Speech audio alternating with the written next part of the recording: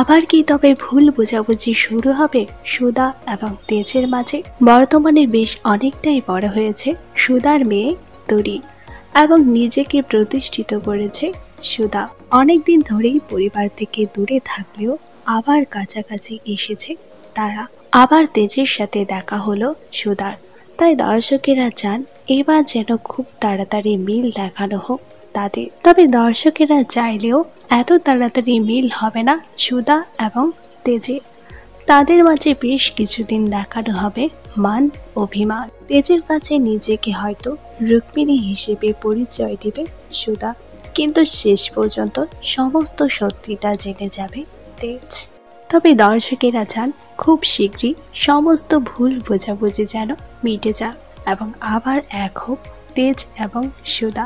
লিপের পর শুভ বিবাহ ধারাবাহিকটি আপনাদের কেমন লাগছে তা নিচে অবশ্যই কমেন্ট করে জানান।